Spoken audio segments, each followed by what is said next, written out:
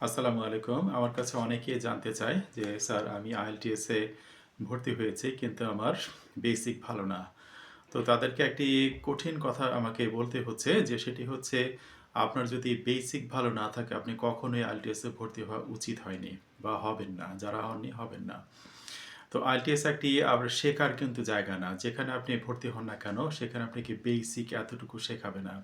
আপনার বেসিক যা আছে যদি আ ভালো লেভেলে থাকে তাহলে সেটিকে দিয়ে আপনাকে একটু ঘষা-মাজা করবে।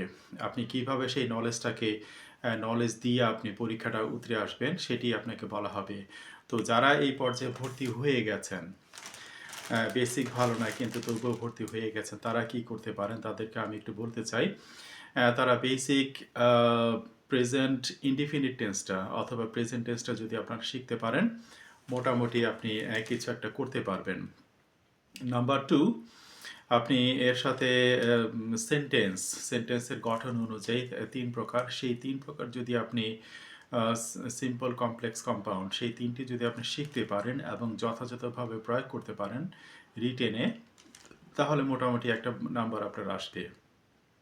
আর যদি মনে করেন যে না এর মধ্যে আপনি দিনরাত পড়াশোনা করবেন, তাহলে স্টিফেন ক্রাশেনের যেই ইনপুট হাইপোথিসিস সেটি অনুযায়ী আপনি প্রতিদিন কিছু, কিছু গ্রামার শিখলেন, কিছু, কিছু ভোকাবুলারি বা কিছু, কিছু সেন্টেন্স আপনি শিখলেন। কি শিখবেন? আপনি প্রেজেন্ট টেন্স অনুযায়ী অনেক কিছু শিখতে পারেন। প্রেজেন্ট টেন্স ২ টি সেন্টেন্স প্রেজেন্ট টেন্সের ২ টি ট্রান্সলেশন শিখলেন। আপনি একটা স্থানে গেলেন, স্থানে গিয়ে সেই স্থানে আপনি কি, কি দেখলেন সেটি আপনি বর্ণনা করে দিলেন। তারপর কমপ্লেক্স, কম্পাউন্ড, সিম্পল এই সেন্টেন্সগুলি যদি আপনি প্রয়োগ করতে পারেন তাহলে মোটামুটি একটা পর্যায়ে আপনি চলে যেতে পারবেন। তো কিছু একটা নাম্বার আপনার আসবে।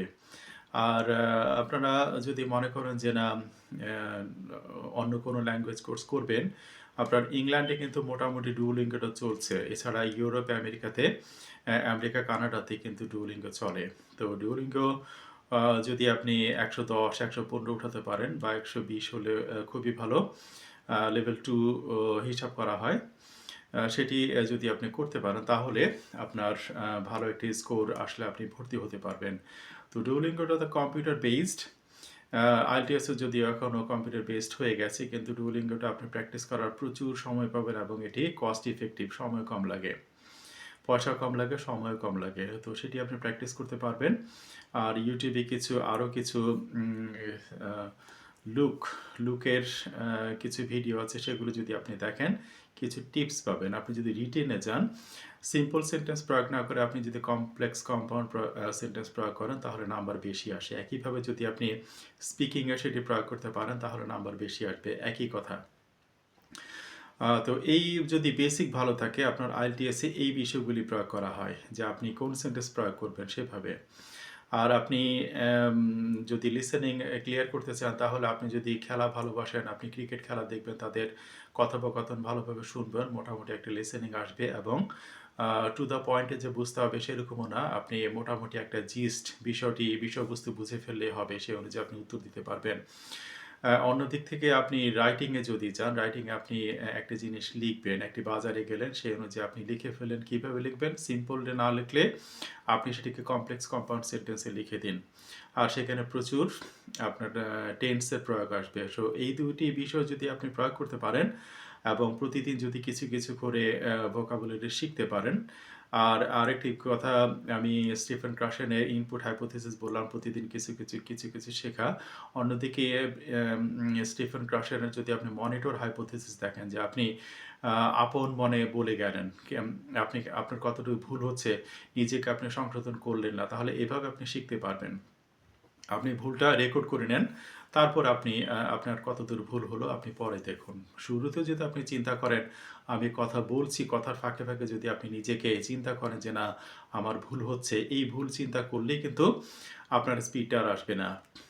একইভাবে আপনি লিসেনিং করুন প্রতিদিন ৫ মিনিট, স্পিকিং করুন যেকোনো বিষয় নিয়ে। এভাবে আস্তে, আস্তে আপনার সেই স্পিকিং, লিসেনিং এবং রাইটিং, রিডিং এই বিষয়গুলি আপনার উঠে আসবে।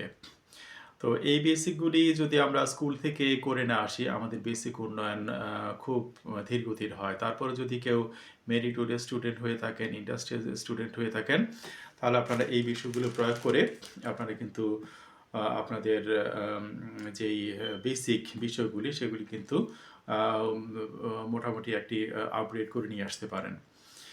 তো এই হচ্ছে আমার অবস্থা। আপনাদের কিছু প্রশ্নের উত্তর দিলাম। অনেকেই এই বিষয়ে আমাকে কথা বলেছেন। আপনারা ডুওলিঙ্গোটা চয়েস করতে পারেন। ডুওলিঙ্গোটা সহজ যে তা কিন্তু না, কিন্তু সিস্টেমটা সহজ। আর আমার এই বেসিক উন্নয়নের বিষয়গুলি যদি আপনারা চেষ্টা করেন তাহলে উন্নয়ন হবে ইনশাআল্লাহ। তবে লেগে থাকতে হবে প্রতিদিন কন্টিনিউয়াসলি। আর আজ এই পর্যন্তই। আর যদি কোনো কোয়েশ্চেন থাকে আমাকে কমেন্ট করুন। আমার জন্য দোয়া করবেন। আসসালামু আলাইকুম।